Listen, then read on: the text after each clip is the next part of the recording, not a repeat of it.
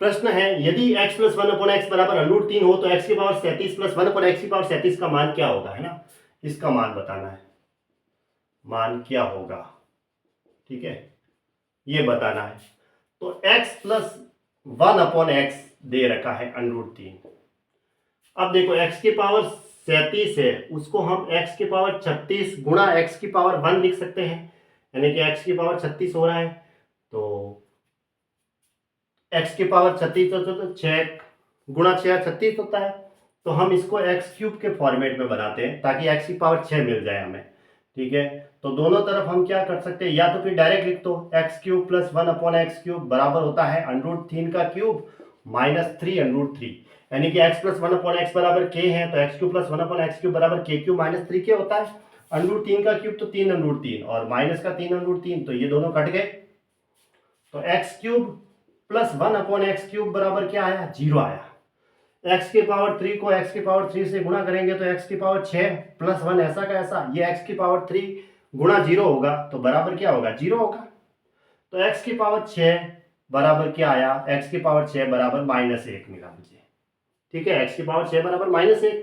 अब इधर देखते हैं, x की पावर 37 है प्लस 1 अपॉन एक्स की पावर क्या है, 37 है। अब मुझे तो x की पावर 6 बनानी है, तो इसको मैं ऐसे लिख सकता हूँ x की पावर 36 गुणा x प्लस 1 अपॉन एक्स की पावर 36 गुणा x, ऐसे, ताकि दोनों आधार समान है तो घातें तो जुड़ जाएगी, 36 और 1 37 हो जाएगी।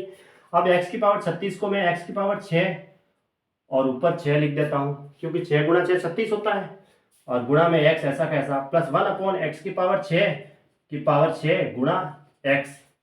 अब x की पावर 6 की वैल्यू क्या है, -1 है, -1 की पावर 6 करेंगे, हम क्या करेंगे, -1 की पावर 6 करेंगे गुणा x अपॉन, यहाँ बीच में प्लस है, -1 की पावर 6 गुणा x, ऐसे। -1 की पावर 6 जो कि घात सम है तो फिर -1 का स्क्वायर करेंगे तो +1 आता है, तो -1 की पावर 6 करेंगे तो +1 होगा। तो ये +1 को x से गुणा करेंगे तो x, अब देखो नीचे भी +1 होगा, +1 को x से गुणा करेंगे तो x प्लस 1 अपॉन एक्स की वैल्यू क्या दे रखी है, √3 ऊपर दे रखी है √3, तो ये इसका आंसर हो गया √3, ऑप्शन ए सही है, ठीक है। उसी तरफ आगे इसमें x प्लस 1 अपॉन एक्स बराबर √3 है, वो का वो रूल्स है। तो x की पावर 41 प्लस 1 अपॉन एक्स की पावर 41 का मान बताना है।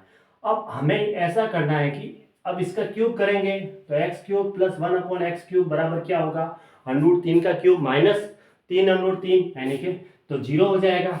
फिर हमने यहाँ से सॉल्व किया था, एक्स की पावर 3 को एक्स की पावर 3 से गुणा करेंगे, एक्स की पावर 6 प्लस 1 बराबर एक्स की पावर 3 को 0 से गुणा हो जाएगा तो 0। तो x की पावर 6 बराबर क्या आया, -1 आया, यही आता था इसी से। अब देखो x की पावर 41 है प्लस 1 अपॉन एक्स की पावर 41 है।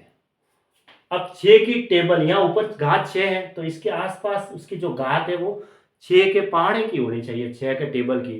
तो 41 के बाद 42 आता है जिसमें 6 का भाग जाता है, ठीक है।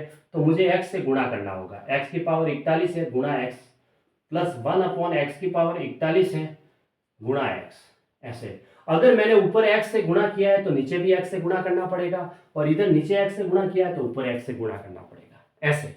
क्योंकि मैंने यहाँ x की पावर 42 बनाने के लिए x से गुणा ऊपर किया तो नीचे भी मुझे x से गुणा करना पड़ेगा। मुझे इधर ऊपर गुणा x से करूंगा तो नीचे भी x से गुणा करूंगा, अगर मैं नीचे x गुणा करना चाहूँ तो ऊपर भी x से गुणा करना पड़ेगा।